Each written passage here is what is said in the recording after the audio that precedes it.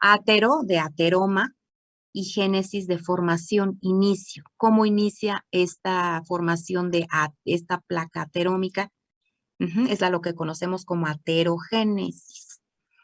Pero aquí teníamos que hacer también la discriminación entre la arteriosclerosis, donde se ven afectadas de inicio estas dos túnicas, la muscular y la adventicia. Y en la aterosclerosis, ¿sí? Se ve afectada de inicio la túnica íntima. ¿Ok? Esa es la diferencia entre una y otra. Hay otra diferencia que tiene que ver con la edad. La arteriosclerosis es una dinámica que se va intensificando conforme envejecemos. A diferencia de la aterosclerosis, que incluso hay daño en personas muy jóvenes, en niños y en personas como ustedes, de la edad de ustedes. Ya hay daños. Ahorita lo vamos a ver más adelante ahí en unos datos que les traje. ¿Sí contesté su duda?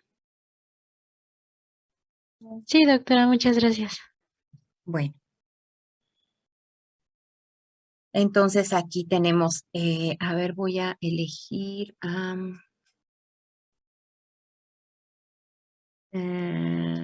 Valbuena, Daniel.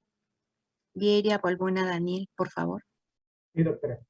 Doctor, nos hace favor de leer aquí este punto y estos tres. Y hasta ahí paramos. Muy bien. La aterosclerosis es una enfermedad vascular de evolución crónica, dinámica y evolutiva, que parece por el curso de tres factores principales: disfunción endotelial, Disfunción endotelial. 1, disfunción endotelial, 2, inflamación y 3, trombosis. Hasta ahí, doctor, gracias. Entonces, vean ustedes, esta aterosclerosis, ¿sí? Tiene que ver, lo dijimos, con la formación de esta placa aterómica, con esta génesis. ¿Es vascular? Pues sí, porque este desarrollo de la placa se genera en las arterias, ¿sí?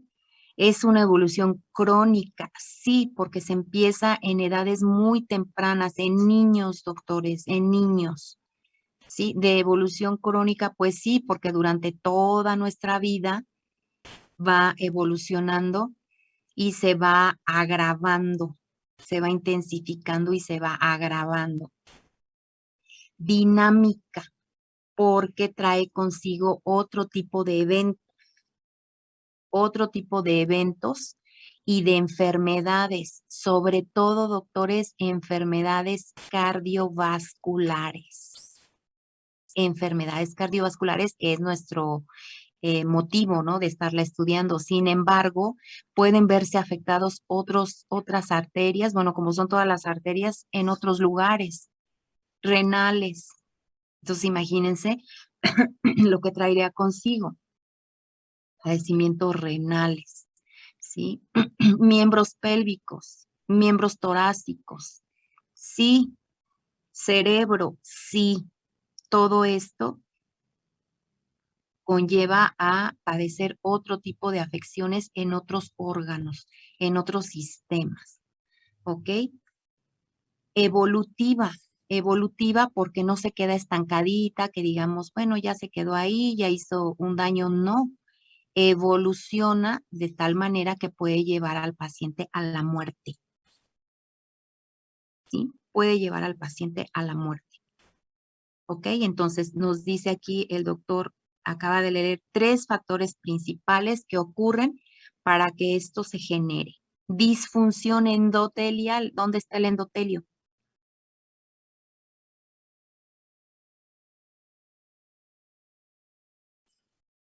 Me lo acaban de decir, doctores. En la túnica En la íntima. parte interna.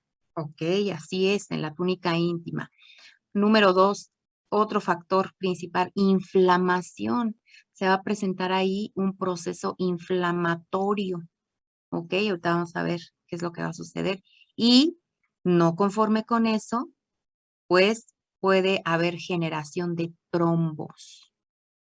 Trombos. ¿Ok? Entonces vean cómo en sí misma puede ocasionar una evolución en sí misma, ahí local. ¿Hay una disfunción del endotelio? Sí. ¿Hay una inflamación? Sí.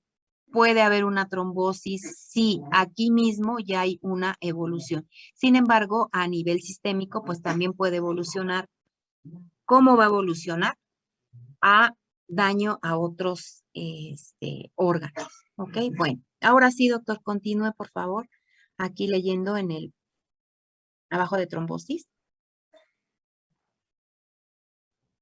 Se caracteriza por la oclusión progresiva de las arterias por placas de ateroma que pueden llegar a producir insuficiencia arterial crónica, ánguina de pecho, isquemia cerebral transitatoria o ánguina mesentérica y déficit agudo de la circulación por trombosis oclusiva que da infarto del miocardio cerebral o mesentérica.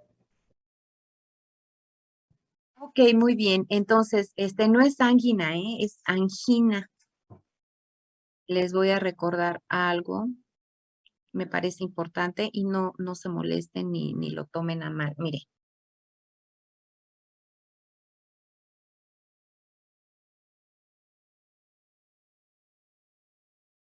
¿qué dice ahí, doctor? ¿Es U?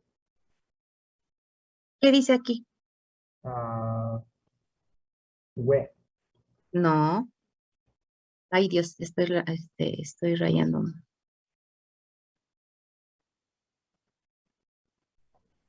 Hue, diría aquí, mire.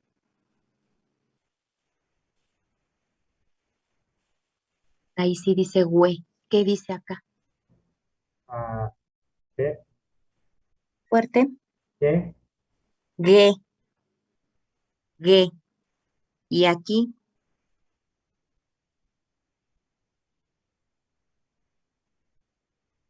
¿Qué?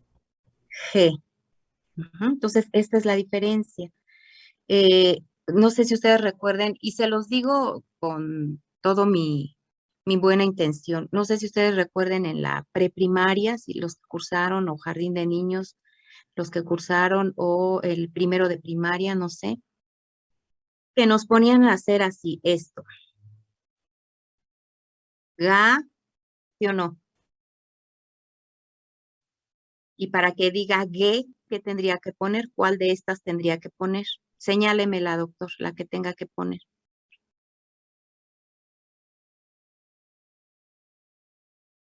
No, porque ahí dice güe. La diéresis me dice que va a decir güe. Para que yo complete ga,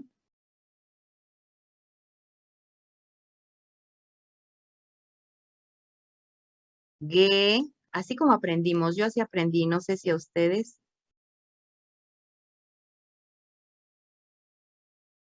Gi, ¿sí o no? Go, igu,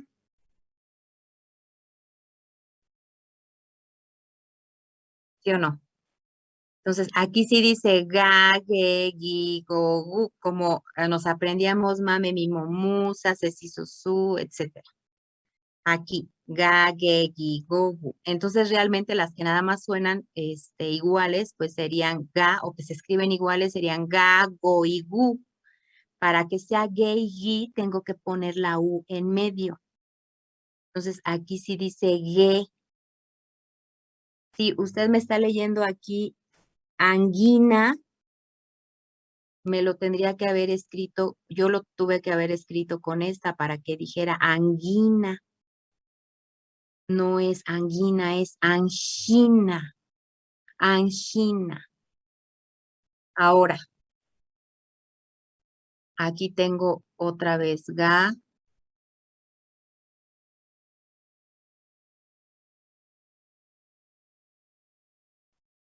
ge, ji, Complétele, doctor. ¿lo escribo o lo digo? Sí, no. Usted dígalo. Yo voy a empezar y usted continúa. Mire. Ga, je, ji.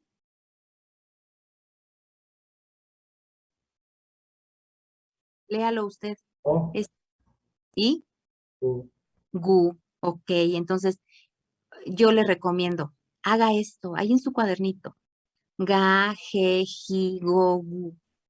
Y esto tiene que ver, a veces estamos también muy relacionados con otros idiomas, sobre todo los que llevaron primero de inglés, antes de aprender a leer español, empiezan a tener este tipo de complicaciones, ¿sí? Son mínimas porque conforme evolucionan en la primaria en español, ya no tienen esos problemas.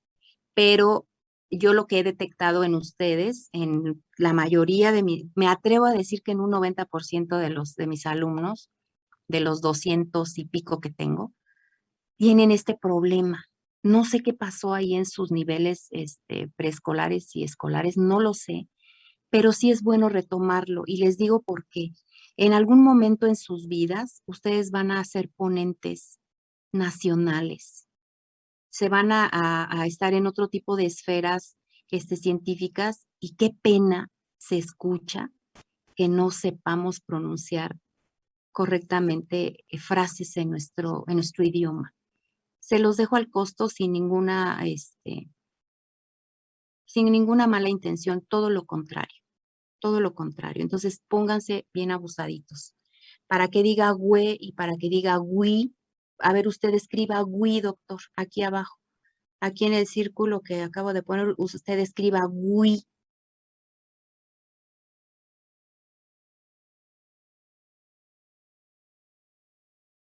¿Qué le falta? GUI, para que suene la U. Exacto. Muy bien, doctor. Ahí le falta otro, pero tal vez es difícil ponerlo. Ok, entonces yo le recomiendo, hágalo en un momento en el que usted esté solito, léalo. Ga, je, ji, go, gu. Escríbalo ga, ge, gi, go, gu. Ok. Para güe y para gui, pues nada más es con la E y con la I. Ok. Bueno, entonces voy a borrar esto y vamos a continuar. Entonces, estamos aquí con la famosa placa. Oye, ahora ya no puedo borrarlo. Aquí está, ya. Borrar todos los. Ok, listo. Entonces, se caracteriza por esta oclusión progresiva, nos dijo el doctor, de las arterias por placas de ateroma que pueden producir, vean ustedes, insuficiencia arterial crónica. Ahorita vamos a ver por qué. Imagínense entonces esta placa ahí a nivel de las arterias coronarias. Imagínense esta placa a nivel de las renales. Imagínense esta placa a nivel popliteo. ¿Ok? Entonces puede producir muchas cosas. Lo que nos interesa a nosotros es pues a nivel cardíaco, ¿verdad? Por eso decimos insuficiencia arterial crónica, ¿en dónde? En donde quiera, en cualquier lugar de la economía del cuerpo, pero el que nos interesa es pues, a nivel coronario. ¿Qué me puede producir una angina de pecho se conoce con ese nombre? Angor, así se le llama también un angor. Una isquemia cerebral, imagínense ahí a nivel de la cerebral media, ¿qué ocurriría? O algo que conocemos aquí como angina mesentérica, todos los órganos que se verían afectados cuando hay una oclusión ahí a nivel mesentérico, ¿ok? Eso puede producir, ¿qué otra cosa? Un déficit agudo de la circulación por una trombosis oclusiva. Entonces, imagínense un trombo ahí que esté tapando la coronaria izquierda o la coronaria derecha, pues nos lleva directamente a un infarto cerebral, a un infarto mesentérico, ¿sí? Ok, déjenme ir por mi, ay, se me quiere apagar. Voy a ir por mi conexión, permítanme 2 segundos.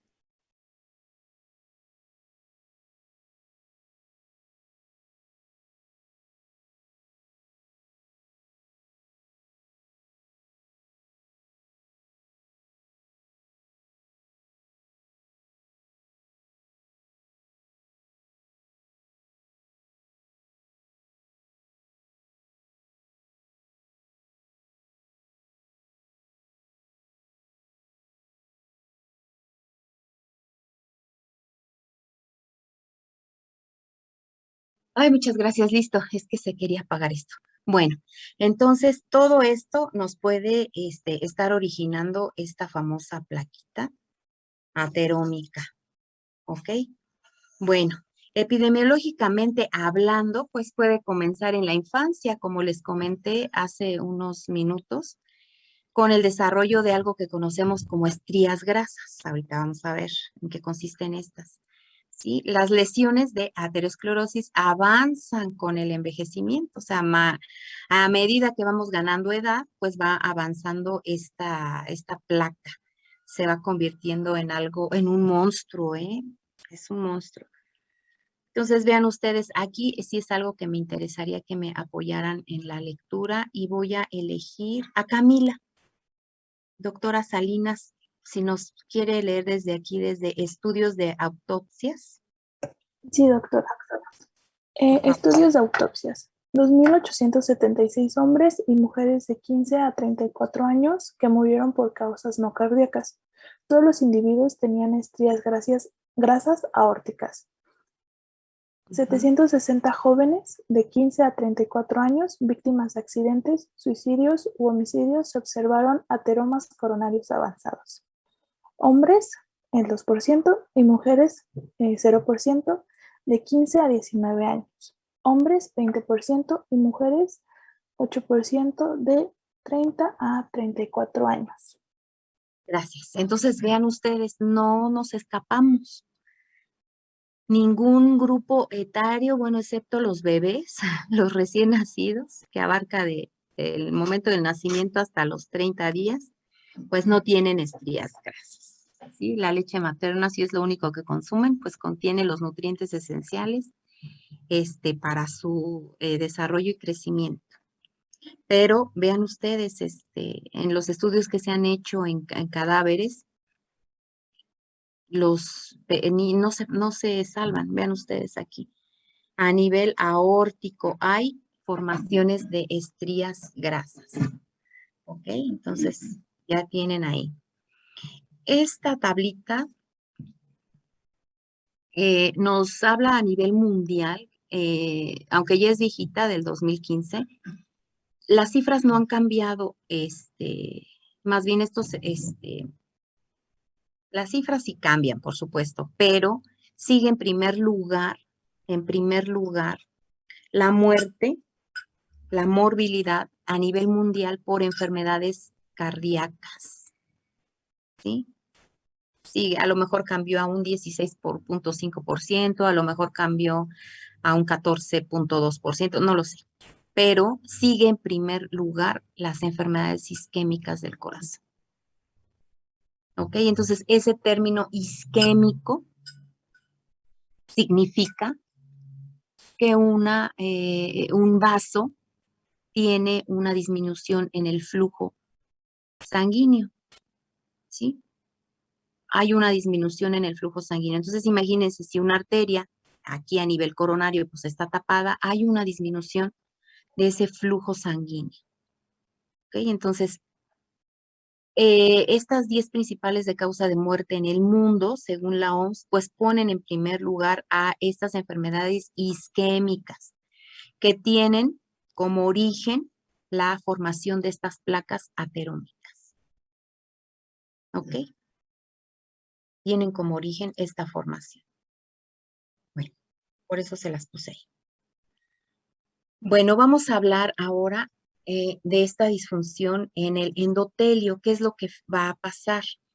Esto es lo mínimo básico que ustedes deben de aprender de esta patología hay una gran variedad de artículos que pueden estar leyendo para si les interesan las minuciosidades, ¿ok? Pues las pueden revisar.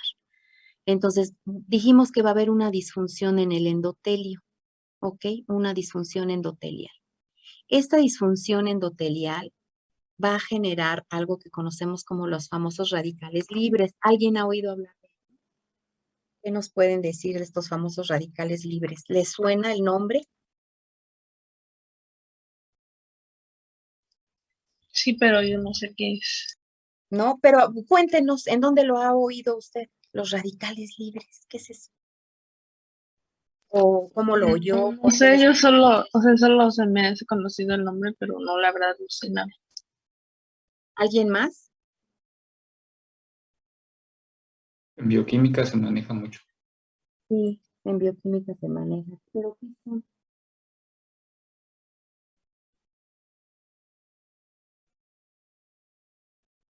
¿No? Fíjense que considero que las chicas sí lo han de haber oído más, las doctoras, porque en todas las promociones que nos dan, lavacoco de, ay, las cremas, para el rostro, etcétera, etcétera, dice, elimina los radicales libres, previniendo el envejecimiento. Yo ahí fue la primera vez que lo escuché, ¿eh? En todas esas cosas. O algunos elementos para consumo dietético, sustitutivo o complementario, y dice, elimina los radicales libres. Entonces, estas son moléculas que se producen por el metabolismo natural en nuestros cuerpos, ¿sí? Pero tienen la característica de que son inestables. Entonces, si ustedes recuerdan por ahí sus clases de química de la prepa, hay niveles de energía, ¿no? En los electrones, entonces, estos se caracterizan porque lo maneja la literatura como que están desapareados, o sea que ahí en los espines, pues solamente hay un electrón. A ese nivel hay un electrón, entonces pueden estar ocasionando daño celular por esa inestabilidad. Ya por ahí si quieren leer, también ahí por ahí les dejaré un link que pueden ir a checar. Entonces, estos radicales libres pues van a ocasionar daño celular. Por eso hay una disfunción endotelial donde se están generando estos radicales libres que van a originar daño, puede ser a ese nivel o a nivel de otros tejidos. Hay un descenso del óxido nítrico en el endotelio vascular. ¿Dónde se produce el óxido nítrico? ¿En el endotelio? Ahí en el endotelio. Y si ya hay una disfunción endotelial, ¿qué sucederá? Pues baja la producción. ¿Qué ¿Qué produce? función? Así es, ¿qué función tiene el óxido nítrico? ¿Vasodilatar? Así es, un vasodilatador. Así es. Entonces, imagínense lo que sucede con esta disminución de la producción por este daño endotelial. Pues entrarían otros elementos que generen lo contrario, ¿no? Entonces, la vasoconstricción, ¿qué hace? ¿Qué haría? ¿Qué elementos o qué consecuencias tendría una vasoconstricción?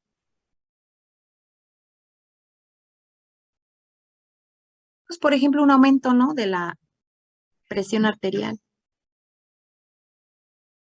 ¿o no? Un Sí. aumento de la presión arterial. Pues ya lo Sí, saben, doctores, yo sé que están cansaditos. Vamos a apurar. Ok, entonces esta disfunción, pues, se generan alteraciones endoteliales que llevan, pues, a este tipo de disfunción. Ahora, hay factores de riesgo aterogénico que también se traducen en riesgo cardiovascular, ¿sí? Pero como tienen una directa afectación hacia los vasos, hacia las arterias, pues lo consideran como riesgo aterogénico. ¿Cuáles son estos factores de riesgo aterogéneo? Hipercolesterolemia, tabaquismo, no quiero asustar a los que fuman. Aumento de la angiotensina 2. ¿Qué es la angiotensina 2? Vasoconstrictor. Es un vasoconstrictor muy potente. Entonces, imagínense, disminución del óxido nítrico, aumento de la angiotensina, pobre vaso, completamente casi cerrado, ¿no? Y luego le agregamos la plaquita, no, olvídenlo, colapso total. Resistencia a la insulina también y diabetes mellitus tipo 2. Factores de riesgo aterogénico. Factores de riesgo aterogénico, ¿ok? Entonces, a ver, le voy a pedir, por favor, a Astrid, Alison, si nos lee aquí. La detección y control de los factores De riesgo. Riesgo cardiovascular. riesgo cardiovascular, tales como la hipertensión arterial, la diabetes mellitus, la obesidad, la dislipidemia y el tabaquismo, entre otros, sigue siendo la estrategia fundamental para prevenir factores de enfermedad cardiovascular. Entonces, la detección, gracias doctora, gracias. La detección y control de los factores de riesgo cardiovascular, sí, que son iguales a los factores de riesgo aterogénico, porque todos estos van a generar un riesgo cardiovascular. Entonces, aquí nos mencionan algunos: hipertensión arterial, la diabetes mellitus, la obesidad, la dislipidemia, el tabaquismo, entre otros tantos. Sigue siendo la estrategia fundamental para prevenir. ¿Por qué les puse esto aquí? Porque ustedes están estudiando ahorita en este momento para ser médicos generales. Los médicos generales tienen una atención en el primer nivel, a primer nivel de atención.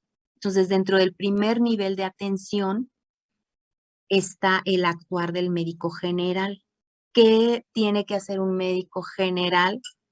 Pues prevenir, detectar oportunamente este tipo de riesgos con las historias clínicas, con los antecedentes heredofamiliares, ¿sí? Los personales patológicos, no patológicos, los antecedentes personales no patológicos, donde incluye todas las actividades de nuestros pacientes. Y en el momento en el que estemos recopilando esa información, nosotros podemos tener un actuar, podemos intervenir en esta patología. Sí, ¿cómo? Para detectarla primero como riesgo y para hacer una prevención ¿Qué vamos a prevenir como tal? Pues la formación de la placa, la evolución, la cronicidad, etcétera. Todo eso se va a prevenir, ¿ok? Y previniendo esta formación de placa, podemos prevenir las enfermedades cardiovasculares, ¿ok? Directas al corazón, ¿sí? Y directamente hacia los vasos. Entonces, no sé si por ahí en algún momento hayan visto la historia natural de la enfermedad, de cualquier enfermedad. ¿Sí? Sí. Ah, ok. Sí. Bueno, entonces ya te estoy hablando con gente grande. Entonces, ahí antes del horizonte clínico, incluso me atrevo a decir que ahí en donde todavía todo es estabilidad, sí, donde están toda la tríada que ya conocen ustedes, y mucho antes de este horizonte clínico podemos nosotros intervenir. ¿Cómo? Pues con prevención. Ahorita vamos a ver qué es lo que vamos a prevenir. Entonces, el riesgo cardiovascular, o sea, este riesgo aterogénico me va a generar un riesgo cardiovascular.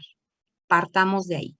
riesgo aterogénico dado por todo esto de aquí, hipercolesterolemia, tabaquismo, etcétera, me va a generar un riesgo cardiovascular. Ahora, este riesgo cardiovascular es una posibilidad que tienen los pacientes de contraer una enfermedad cardiovascular. Posibilidad, probabilidad, en los próximos 10 años. ¿Ok? Entonces, ahorita ustedes oscilan en los 20 años más o menos todos, en promedio, ¿no? En los 20 años. No, como 18. 18 o, bueno, a los 28 años, bueno, si hacen ahorita prevención porque ya tienen sus estrías grasas, ya las tienen a esta edad. En promedio en 10 años, cuando tengan 28 años, ya estará establecido el riesgo cardiovascular. No los quiero espantar. ¿Ok? Entonces, para efecto del médico de primer nivel de atención, existen tablas de riesgo. Tablas de riesgo, hay varios tipos. Les puse aquí esta de la OMS, que está basado en el número de factores de riesgo. ¿Cómo yo lo voy a saber? Pues con el interrogatorio. Sobre todo en los antecedentes personales patológicos y en los no patológicos. ¿Ok? Algunas cuestiones de la ficha de identificación, sí, el lugar de residencia, por ejemplo. ¿Qué se come en el norte del país? ¿Qué se come en el sur del país? El lugar de residencia me puede generar todo esto. Entonces, estas tablas las puedo yo utilizar únicamente haciendo el interrogatorio. ¿Ok? Teniendo en cuenta la magnitud de cada uno, que de cada paciente, que nos va a generar un riesgo cuantitativo. Se emplearán criterios de la OMS desde el 2007 que se publicaron para medir el riesgo cardiovascular, que incluyen, vean ustedes, edad, sexo, en qué elemento de la historia clínica está estos dos elementos. ¿En qué apartado? En la ficha de identificación. Así es, en la ficha de identificación. Colesterol total, ¿en qué apartado estará?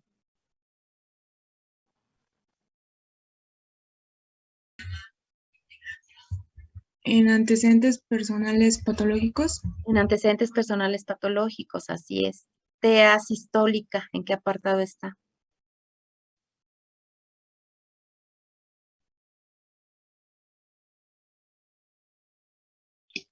Igual. No, a ver, ahí piénsenle. En exploración física. Evolución. Antes, El gabinete. bueno, que mire, tienes razón, o sea, para que yo sepa esto, ya debo de haciendo la medición, ¿no? Debo de estar utilizando qué técnica del método clínico.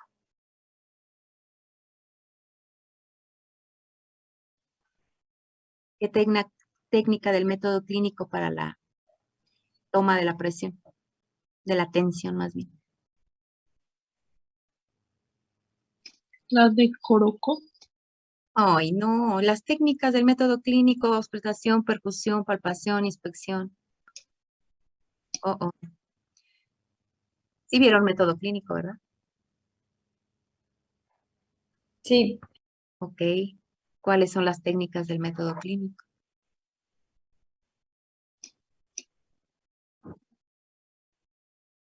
Inspección, palpación, Ocultación, percusión, palpación. auscultación. Así es. Ujú. Termometría también es otra técnica. Antropometría también son otras técnicas. Ok, pero bueno, ok. Entonces, la TEA sistólica, ¿dónde están? Termino el interrogatorio y luego escribo signos vitales. En esos signos vitales, aquí está la TEA sistólica. Tabaquismo, ¿dónde está? En patológicos. No, el es patológico. Personales no, es patológicos. Y presencia o no de diabetes mellitus. Ok, bueno. Entonces, estos son riesgos cardiovasculares. Las tablas de la OMS, las pueden encontrar por ahí en algún documento, las pueden utilizar, sí, para ubicar al paciente en qué tipo de daño, de riesgo tiene más bien para los próximos 10 años. Ahora, entremos ya de lleno. ¿Qué es lo que sucede con aquí a nivel de estos vasos? Hay una formación de células espumosas y de la famosa estría grasa, pero todo tiene un comienzo. Fíjense ustedes. Número 1, la LDL, ¿qué es? Colesterol. Sí, es una lipoproteína de baja densidad, ¿sí? Es lo que conocemos como el famoso colesterol malo, que dicen por ahí los libros, pero pues realmente, pues, así que decir que es perverso y malvado, pues sí, no, pero nosotros, los médicos decimos que es malo porque tiene la capacidad de acumularse aquí a nivel de los vasos, por eso es que lo decimos. Pero pues también tiene su función, ¿ok? Bueno, entonces la LDL, o sea, las lipoproteínas de baja densidad, circulan en altas concentraciones por el torrente sanguíneo.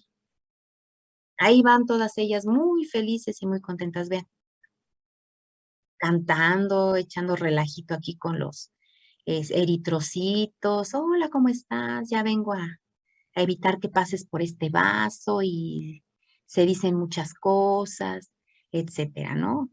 No los quieren, pero miren, hasta los bañan. Entonces circula ahí en altas concentraciones. Y después, pues como hay bastantes ahí, vean ustedes cómo hay algunos que se vienen aquí muy pegaditos ahí al endotelio.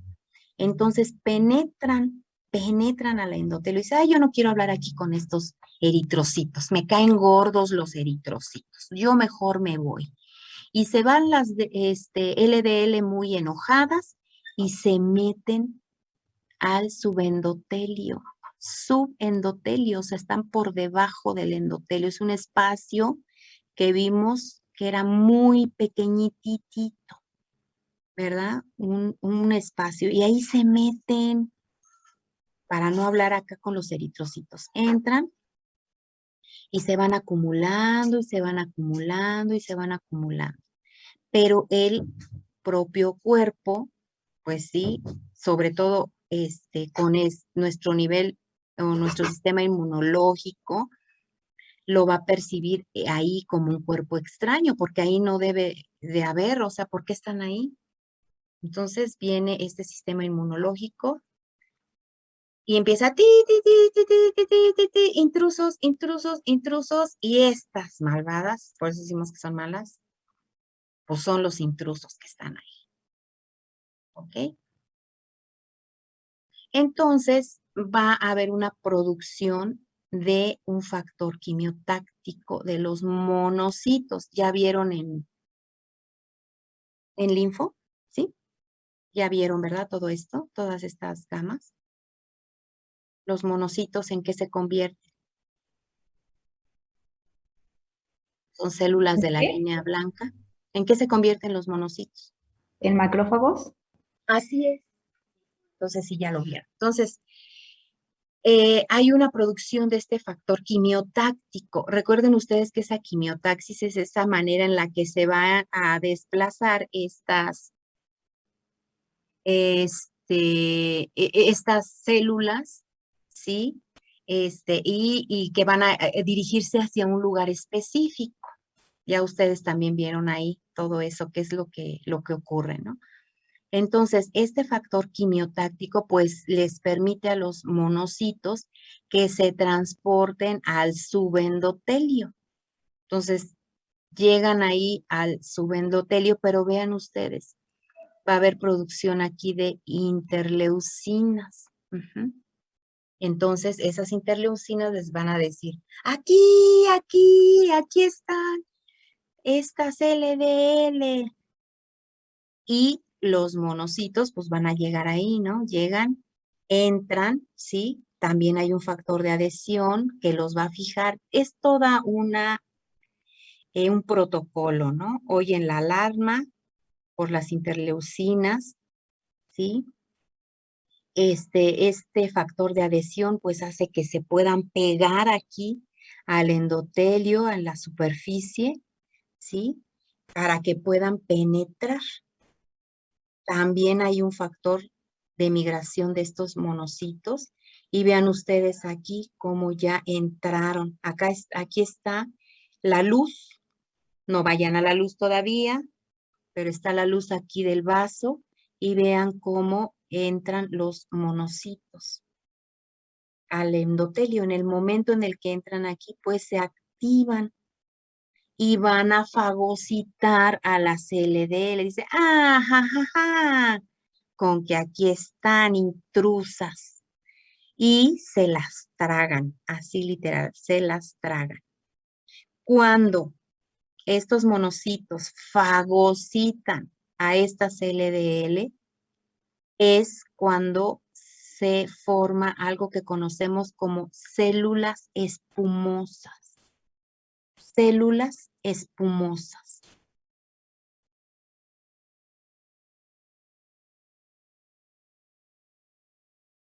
Y estas células espumosas se empiezan a adherir aquí en este espacio, se empiezan a pegar. Y en el momento en el que se pegan, en el que se adhieren ya a ese subendotelio, es cuando se forma la estría grasa, una estría grasa. Las mujeres sabemos de estrías, pero no son de esas. Pero así como se visualiza una estría larguita, larguita, larguita, que va cambiando de color, así se desparraman las células espumosas en todo lo largo del vaso en esa ubicación subendotelial. Y entonces se forma una estría grasa. ¿Ok?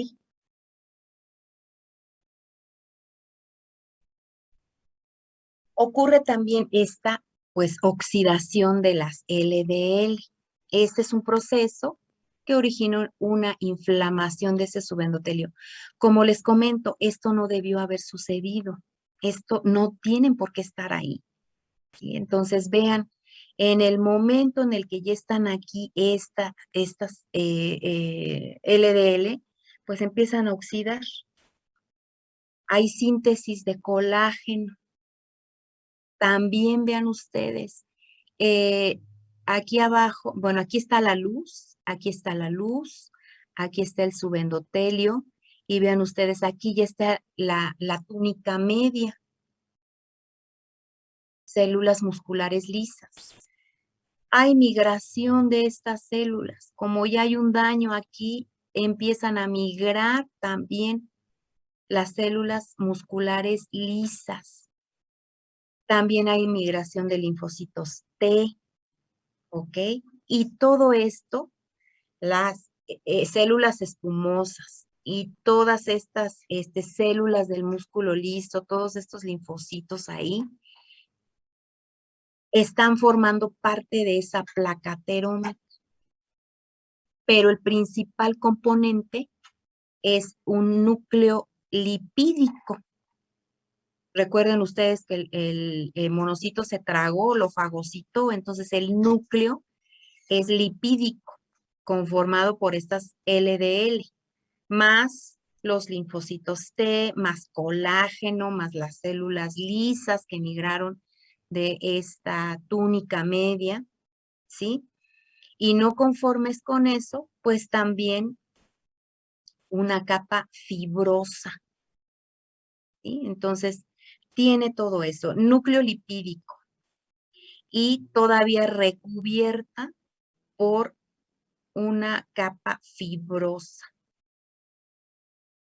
¿Okay? Una capa fibrosa que es como una calcificación, como un tipo calcificación. ¿Ok? Si esta placa se erosiona, puede desprenderse, se desprende y puede viajar, a hacer daño a otros vasos de menor calibre, a taparlos. Ujú.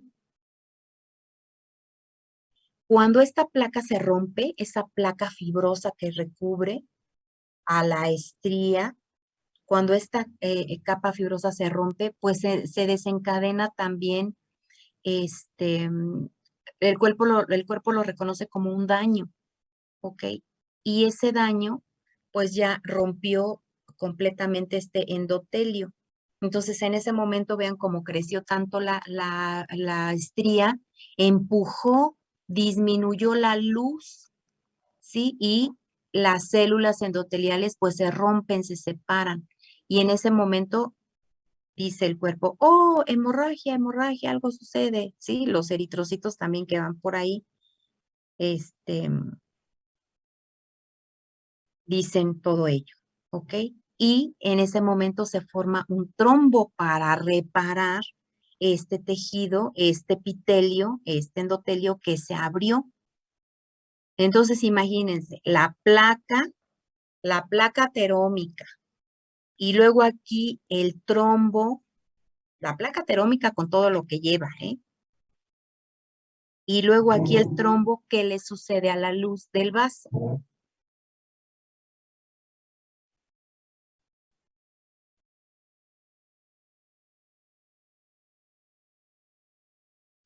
Disminuye. Sí, se ve disminuida, se ve disminuida. Así es, entonces pues cierra más ese vaso. ¿Ok? Le voy a pedir por favor para que ya no se duerman a Jimena Morales, Sí, aquí en el número 11. ok. Estas células segregan colágeno y la placa comienza a fibrosarse. En esta fase las lesiones son sobreelevadas y amarillas, placas lipídicas. La mayor secreción de colágeno forma un denso recubrimiento fibroso sobre la placa, que aparece dura y blanquecina. Placa fibrolipídica. Entonces recuerden, su núcleo lipídico vino el macrófago que está ahí, que lo fagocitó, ¿sí? Y aparte el colágeno, todo ese colágeno que hizo, que lo recubrió. ¿Se imagina el colágeno así como el cascarón del huevo?